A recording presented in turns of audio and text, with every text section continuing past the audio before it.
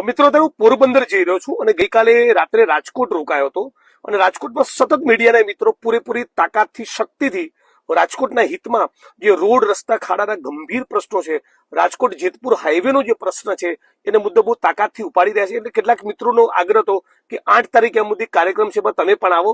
મેં કીધું ચોક્કસ હું આવીશ, પણ એની પૂર્વે મેં જરા એક આંટો મારો તો જરા પરિસ્થિતિ જોતો આવો. જે મેં દ્રશ્ય જોયા છે, આપણને લાગે કે મ્યુનિસિપલ કોર્પોરેશનની કચેરીને તાળું મારી દેવું જોઈએ.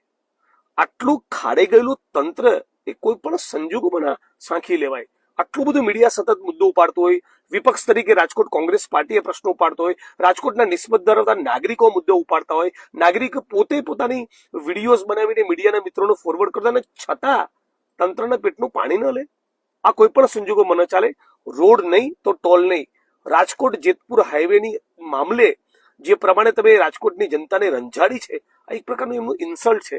જો તમે રાજકોટના નાગરિકોની વેલ્યુ કરતા હો, તમને લાગતું હોય કે બધા ટેક્સ પેયરનું આપણે સન્માન કરવું જોઈએ, તો તાબડતોબ ભારતીય જનતા પાર્ટીની સરકાર અને રાજકોટ તંત્રે આમાં સફાળા જાગીને યોગ્ય કાર્યવાહી કરવી જોઈએ. જો નહીં કરે તો 8 તારીખે હું રાજકોટ આવી રહ્યો છું અને આંદોલન આવનારા દિવસોમાં એના પછી પણ ઉગ્ર બની શકે છે. 8 તારીખે રોડ નહીં તો ટોલ નહીં, આ સૂત્ર સાથે કલેક્ટર કચેરીનો ઘેરાવ કરવાનો છે. આ તમામ રાજકોટ વાસીઓને અપીલ કરું છું કે અગ્નિકાંડના પીડિતો માટે આપણે બધા જ જ્ઞાતિ, ધર્મ, રાજકીય પક્ષો બધું મૂકીને એક નાગરિક તરીકે, એક રાજકોટ વાસી તરીકે લડ્યા અને અમે લોકો પણ એમાં જોડાયા હતા. એ જ પ્રમાણે રોડ નહીં તો ટોલ નહીં આંદોલનમાં તમે પણ સાથે મળીને જોડાઈએ, આપણે કઈ પરિણામ મળશે.